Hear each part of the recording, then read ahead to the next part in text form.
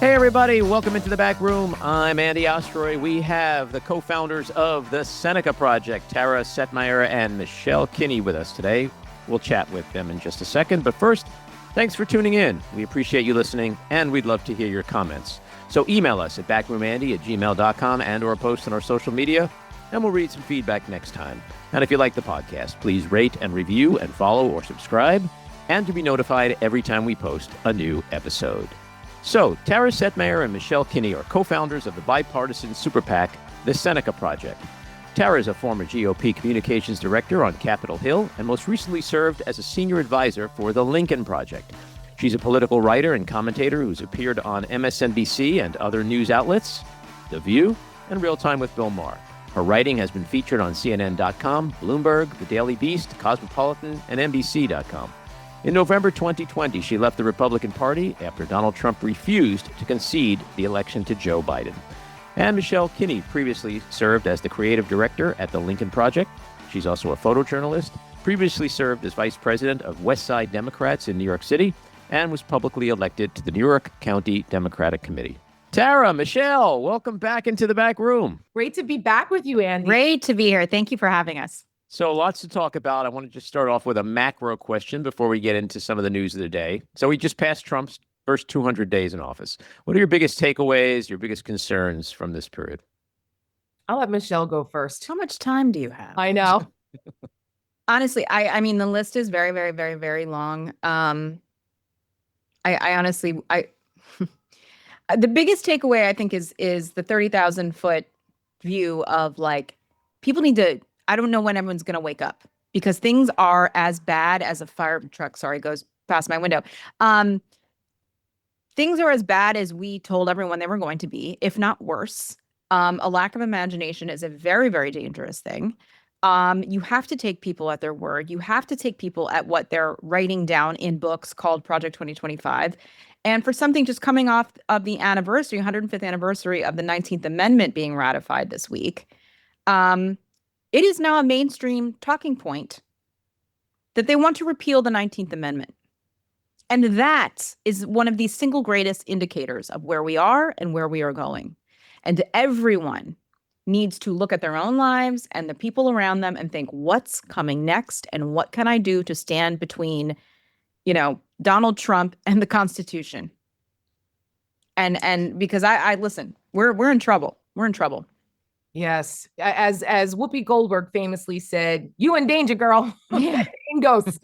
That is America. That is our democracy. And I think I agree with everything Michelle said. And to add to that, I think the swiftness and intensity in which Donald Trump and his MAGA collaborators are dismantling our institutions and disregarding our constitutional norms is something that a lot of Americans either are in denial about or are okay with. And I find it hard to believe that there are more Americans who are okay with this than aren't, which is to Michelle's point that there needs to be a little more fire in the belly coming from leaders of the opposition about this. There's a couple, and I'm glad to see that finally, thank God, but not enough.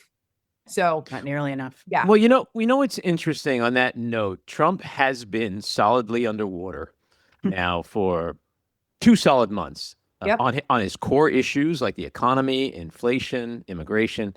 He's underwater with independents, Hispanics. He's losing the manosphere bros. So what are we to make of that? Well, I think that the fact that there isn't enough reporting coverage on that, because when Joe Biden, God forbid, right, stumbled over a word and the inflation number, which came down from 9% to under 3% at one point, if it went up, ticked up just a little bit, forget it. It was economic calamity. It was Joe Biden's failing. He's not doing anything for weeks. Front page of the newspapers. Donald Trump has been underwater, to your point, Andy, since about May, after the quote Liberation Day bullshit with the tariffs. And people are going, wait a minute, what's happening? wait, you're doing what? You're destabilizing the global marketplace for what reason? What are we doing? And it's going to cost us money. What do you mean the other countries don't pay? We actually pay. It's a tax on us. Wait, what do you mean prices aren't going down? They're all going up. Like, people started to wake up because it impacted them selfishly. Unfortunately, people don't change until they pay enough of a price. Mm-hmm. So meanwhile, those of us who had been warning about this are going, we try to tell you, but okay, now it affects you. So now you're starting to wake up. Okay, good. What are you going to do about it? Well, Donald Trump has been flailing since June, since he had the fight with his former BFF, Elon Musk, who was just ravaging through our federal government with reckless abandon. And he threw the bomb about Epstein. And Donald Trump has not been able to recover since.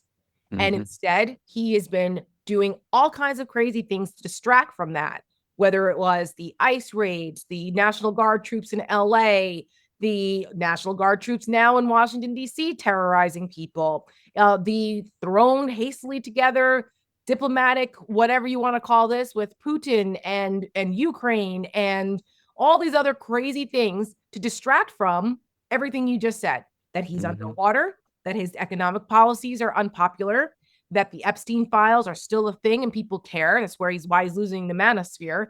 And he's, the mainstream media can't stay focused on it because it's all the shiny objects. And the liberal media was the devil's greatest trick, because there is a conspiracy in news, and it's to protect Republicans. Mm-hmm. And it just happened over and over and over and over again. Because they own the media now. Look who owns the media. Look who owns them. They have a vested interest in it. So what I try to do, and what I try to do on the podcast, is to try to stay positive and optimistic, which isn't always an easy thing to do. So here's my philosophy. It's like, we're never going to get like a news flash that says, breaking news, MAGA gone, right? Right. We're never going to get, a news flash that says Donald Trump approval, 5%.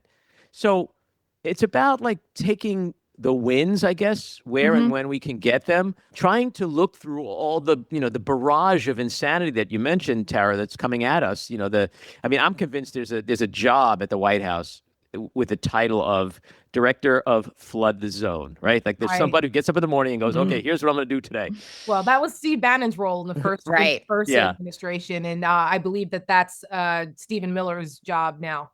Right. So I feel like when you look at these numbers and how he's underwater and how, Joe Rogan and Andrew Schultz, and he's losing certain parts of his coalition, like, are we winning on some level? Like, and do we need to just like stop the presses and go, okay, we lost here, here, and here, but we're winning over here. We're winning over here. We want people to, know what's going on. Are they knowing what's going on? Because maybe that's why he's underwater. Like, it's easy to just be like, oh my God, we are so fucked, right? It's easy to just like, go in a room with a bottle of Jack Daniels and say it's over. But, you mentioned DC. Okay, so he's federalized the police. He sent in the Guard.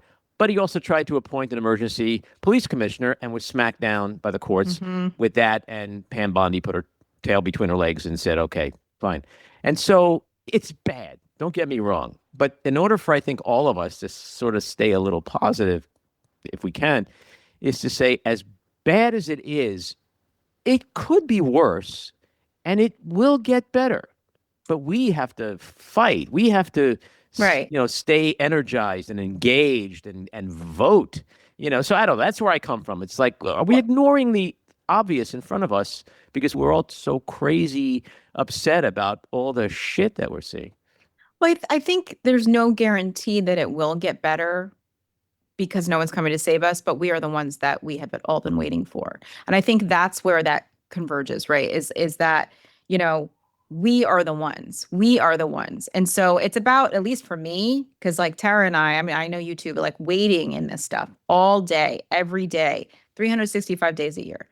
And it's about compartmentalizing and prioritizing what can I do? What resources do I have in this moment? What can I do as a citizen? Where can I send $5? Where can I like and share? And Tara and I were sitting in a wonderful, powerful, brilliant group of women last night, at a very legendary woman's apartment.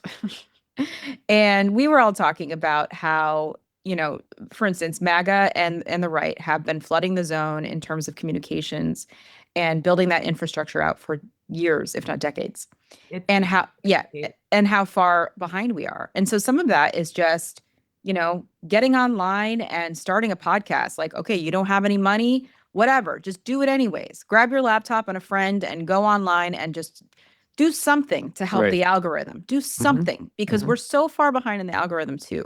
And so I say all that to say is just there are little things that we can all do. And I agree with you that we have to look and see where we still have power. We still manage to, save the day in some ways.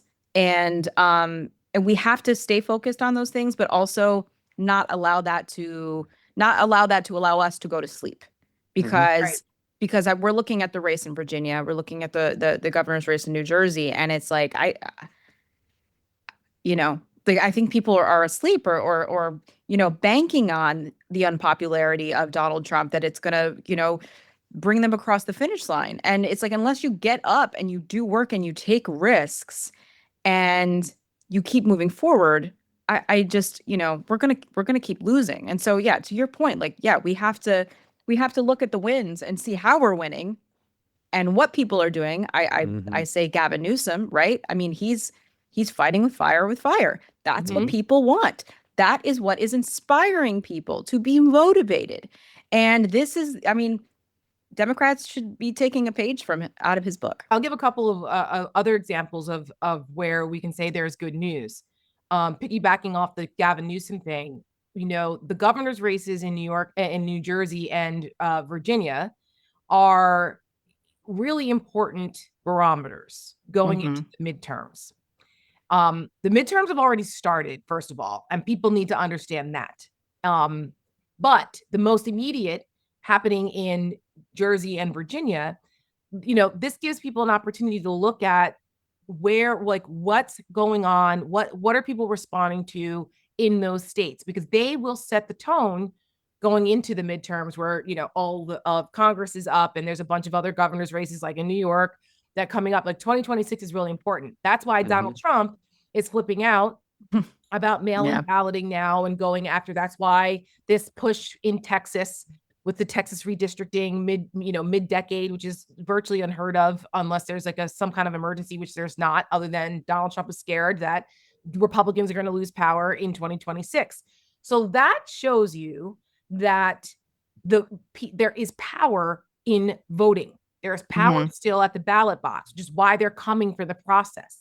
Right. And looking at what the Texas Democrats have done, fighting back against Governor Abbott, it may not stop it, but they at least are going down swinging, where that inspires people that they don't care even if you lose, you are inspired that, well, maybe we dust ourselves off and next time we can win. So what do we do differently so that we can win? Or we just don't like, we don't like this feeling of losing. So we're going to do what it takes to make sure we don't anymore. That's what MAGA did. That's what Republicans did. They reconstituted and figured out how to manipulate our own system so they couldn't lose anymore. Now, we're saying do it the honest way, but you have to get out there and fight. Newsom is doing that. He's saying, okay, we're going to do it democratically, though, because they're afraid of the democratic process and the people. So I'm going to take it to my people of California.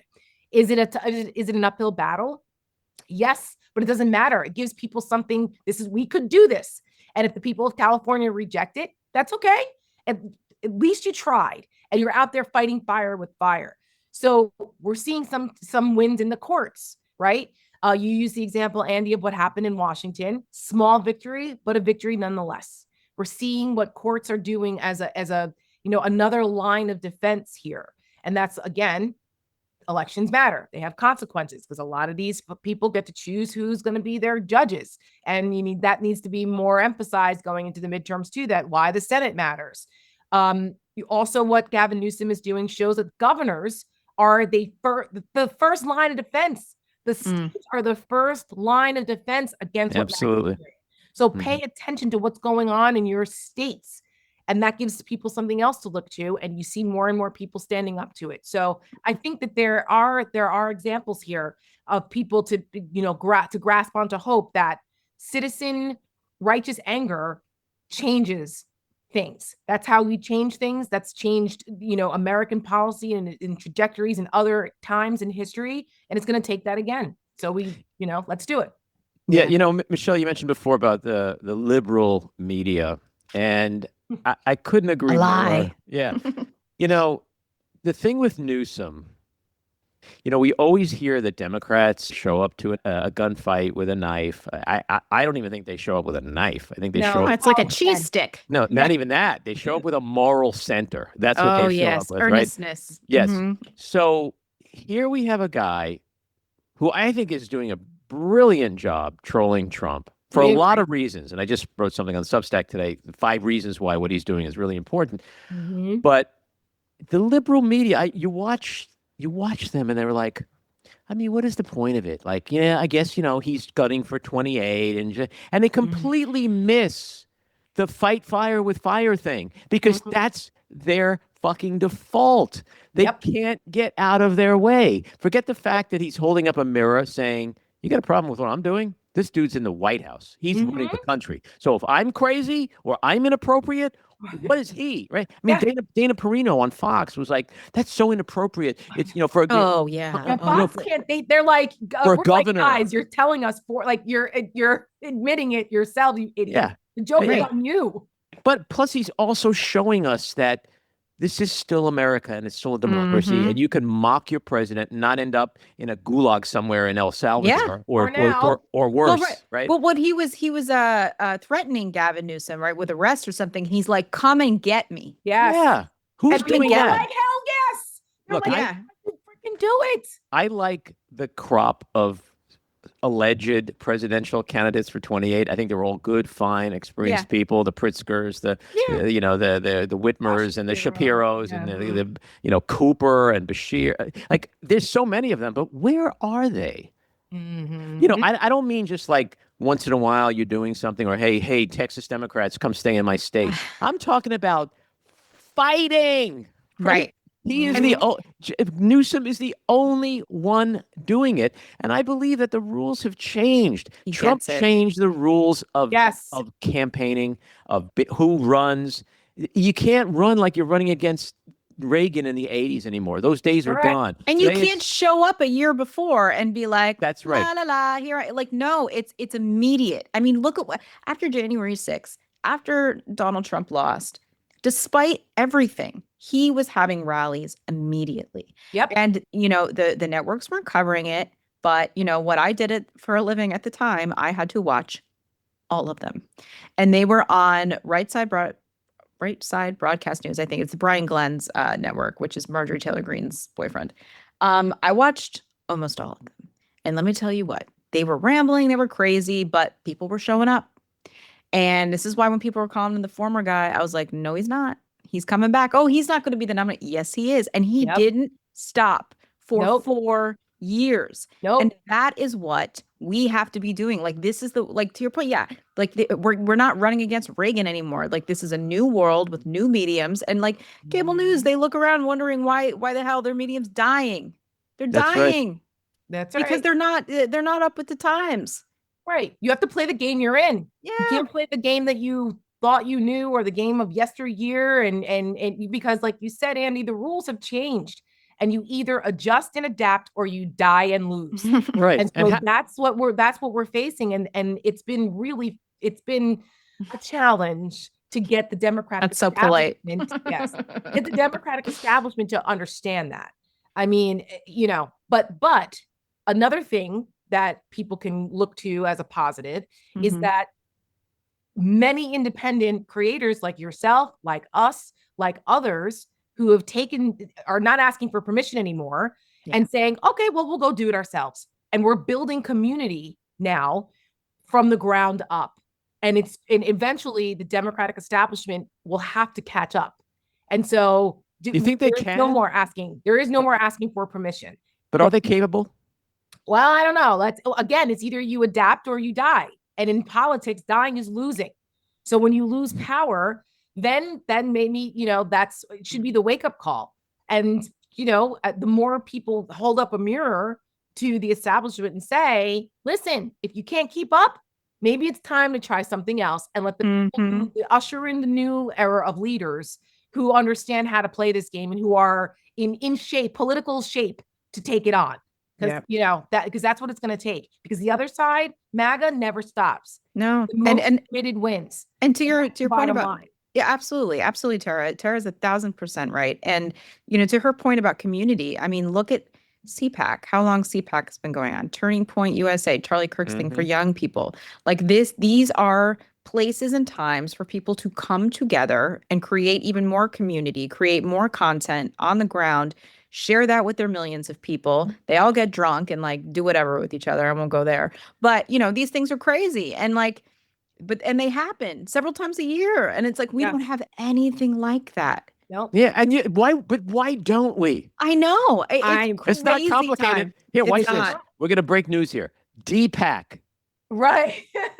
Right. Like I'm no fucking genius, okay? And I came up with that in 4 seconds. Okay. So, Well, George Soros, if you're out there, or Melinda Gates, where put up a couple of $1 billion. Yeah. Let's start a new news network. Listen, Let's start a DPAC. Like, why aren't we doing it? You joke about it. But Where's our Koch brothers? Where's Right, our Koch brothers? That's correct. And that is, I think, a challenge to the Democratic moneyed class that is upset about what happened with the election last year. And I get it, right? There was a lot of money poured into the election. It was misapplied. Okay. It wasn't used well. And so people said, well, forget it. We're closing our checkbooks and we're going to move to Europe now. That is not the answer. Could you imagine if we had approached World War II that way? We'd all be speaking German. This is not the American. We don't just give up and say, well, forget it now. Because that's, again, the most committed wins, the most organized wins. Yes. And the other side recognized that they had to financially fund and support. Yeah, that's a huge part. And now look at what they have. They've built an infrastructure. Yes. That is kicking the ass of the Democratic side. And it's like, hello, this is not just like traditional politics anymore. We're literally fighting to protect our democratic way of life in America. And we're starting behind the 8 ball because so many people decided to take their financial ball and go home. And you just can't do that.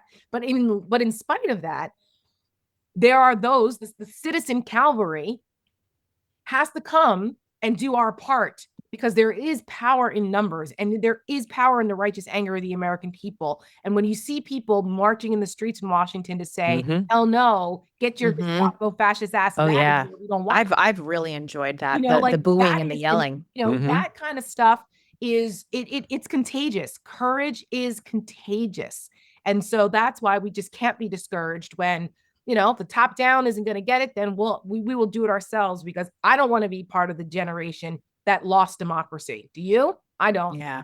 Well, no. And Andy, to your point about wins, sometimes I have to think to myself, things can't be that bad. Elise Stefanik got booed not once, but twice. Right. By her own constituents this past week, and it sparked joy. And so, you know what? We have to celebrate the small things. Yeah. And there's that congresswoman in Wyoming where there are like literally no Democrats. So like the claim of like the place was filled with Democrats, like that doesn't fly because there's no Democrats in Wyoming. But you guys have been all over this 19th Amendment thing. So I want to ask you about that in our last couple of minutes here. What is happening here? Like, are we really going back to the days of The Handmaid's Tale? Yes. Like, are these people? This is coming through the church. Yes. So we talk about this often, like on our shows and stuff, about like the Venn diagram, right, of all these like techno-fascists and the racists and the evangelicals, and then you got the Opus Dei people, and they all have one thing in common, and that is to end democracy. Who ends up standing in the end? We don't know. But these fundamental the evangelical, white nationalist, Christian, patriarchal people. So Doug Wilson, right? It's his name, I think, right? One of them. One of them. Pete Hegseth's pastor. who Yeah. said that women should not be voting. By the way, big man of faith, Pete Hegseth. Oh, please. Oh, yeah. Big follower of Jesus's scripture. Big Right. follower of 3 Jesus. marriages, 7 kids, Yeah, sexual just- assault. Yeah, okay. Yeah, good for Okay. you, Pete. Yeah. And does a great pull up as we have all seen on the internets. Good hair. Good hair though. I'll Give Gavin him Newsom a that. run for his money. Mhm. That's literally the only one. So we put together just a short little video 11 months ago of all of these pastors and Christian nationalists, men, going on their podcast talking amongst themselves about how women should not have the right to vote and that there should be a family vote, and it's 1 vote per household, and the men are the ones who go into the voting booth and make that vote. And it's, Joel Webbin is one of them, who's honestly one of the most extreme. He said that women have the brains of children, and she doesn't have to worry about making a vote or really having a job or being in any position of power, whether it be in government or in the church, and that those decisions can be made by their father or their brother or the men in their lives that love them. And Charlie Kirk is also, someone who started this. Birth control makes us ugly. I mean, it's right. just Indoctrinating the younger generation, the children, young girls, women into believing this whole trad wife trend that's going on. And the mainstream media is telling these stories. And it was actually Pamela Brown who did this package on Doug Wilson, deciding to bring this Christian nationalist church of his to Washington, D.C. to be closer to the epicenter of political power. And espousing this stuff that Michelle's talking about against women and trying to subjugate us and take our rights away. Very Handmaid's Tale, very Gilead, very Commander type. And for those who watch. And Pete Hegseth, our Secretary of Defense, retweeted this garbage and said amen, and has yet to be held to account for why he did that. This is the same guy that is trying to erase women in the military and our history and claiming it's DEI. And yet this is okay. Nobody's questioning that. So, the Seneca Project was named after the Seneca Falls Convention of 1848, which began the women's rights movement in this country. It took 72 years to get the right to vote passed through the 19th Amendment. And then not only in theory, it gave all women the right to vote, but it was several decades later before Black women had equal rights to vote in this country everywhere. So this was so to even think that right would be under threat, again, goes to the lack of imagination being dangerous, because a lot of people thought that Roe v. Wade would be overturned and women would lose the right to healthcare. No, it's settled law. It's settled law. Right. I'm like, is it? I mean, and that's the thing. And if they're coming for the right to vote, I mean, our fundamental right to vote, it hasn't. Well, how long has it been? 50 years since women have been able to have checking accounts, own property, have lines of credit without, there's women who write into us who say, I'm 70 years old. I remember being in the department store with my mother. She was applying for a credit card for the store. They wouldn't give it to her because my father wasn't there to sign for her. These things did not happen very long ago, and it wouldn't take much to roll that back. All you have to do is look at the map, the red and blue of states that have trigger laws to undo marriage equality, the states that had trigger laws to undo a woman's right to her own body.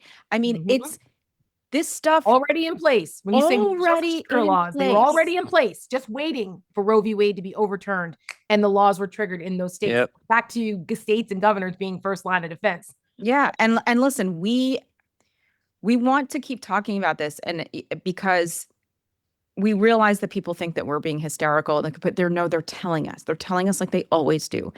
And the lack of imagination is a very, very dangerous thing. And if you can't imagine that they would do, you have to imagine, because if you can imagine it, they're already thinking about it. They're already planning it. So you have to be 10 steps ahead. And, I remember I was speaking on a panel. It was like a day or two before they called the election in 2020. So I was speaking on a Zoom panel at Syracuse University, which is where I went to school. And somebody in the audience asked me, do you think that even if Joe Biden wins, that they'll overturn Roe v. Wade? And I said, yes. And people thought you were crazy. Yeah. Mhm. And I'm like, oh, of course they are. And listen, it was still shocking and devastating, but they're coming for all of it. Yes. And they wrote it down.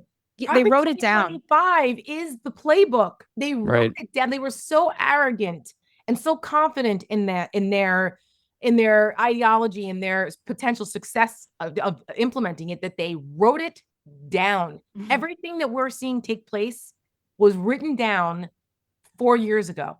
They started writing this down. Well, more before that, because people, this has been. They had online classes. Yeah, you could sign up for them. Many years, but to actually put it into a document started right after Trump lost in 2020, and they reconstituted and came back, and now they're checking off all the boxes.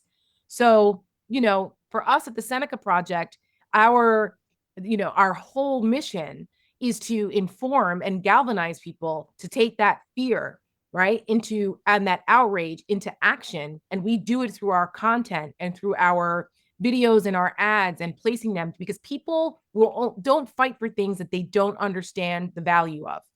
So you have to start with hearts and minds. Everybody has a different role. There's people who organize on the ground or get people to the polls, but people have to feel connected to what they're fighting for. And that's where we come in. And that's why our content at the Seneca Project is so important. Because that's why Donald Trump and MAGA uses social media, uses the internet. And they've gotten a lot better at it. Right. And meeting people where they are on their phones and digitally. The old ways of placing ads and content is dead, because people don't really watch cable news anymore. Or some do, but not the way they watch on their phones. And they've understood the algorithms and things like that. So even for us as a very small organization, trying to scale up so that we can be a part of getting into that algorithm to meet people where they are, so they fully are invested in why they should fight. And it starts with that. And that's why we started the Seneca Project for targeting women. And now we've expanded our mission to being it's democracy first, because everything else, if we lose that, everything else doesn't matter. So it's protecting and preserving and fighting for our democracy so that we can continue to fight and protect women's rights and our autonomy and our place here. Because, they go for women because in authoritarian states, women are seen as enemies of the state. Yeah. They have to subjugate us, because if we don't have equal rights, they can't get away with what they're trying to do. And the voting booth for us is the last place. It's the last private place that women have to make private decisions about their lives. Which is it why is they're the coming last place. Yeah, last place for all of us. Doctor's office, it's not anymore. Yeah, it's for all of us, and that's why they're attacking as many of these levers of the election process as possible. Guys, you do a great job over there at the Seneca Project. Keep fighting the good fight. It's really important. And same to you. Come back and talk with us again. Thank you, so much, Andy. All righty, take care. This episode of The Back Room was edited and produced by me, Andy Ostroy. It was co-edited and co-produced by Maddie Rosenberg and co-produced by Jen Hammoud. Our theme song was composed by Andrew Hollander, and our logo was designed by Cricket Langell. And special thanks to Patricia Wind. Please take a moment to rate and review the podcast, and also follow or subscribe. Until next time, keep your eyes on Washington, Hollywood, and your own backyards, and have a great week.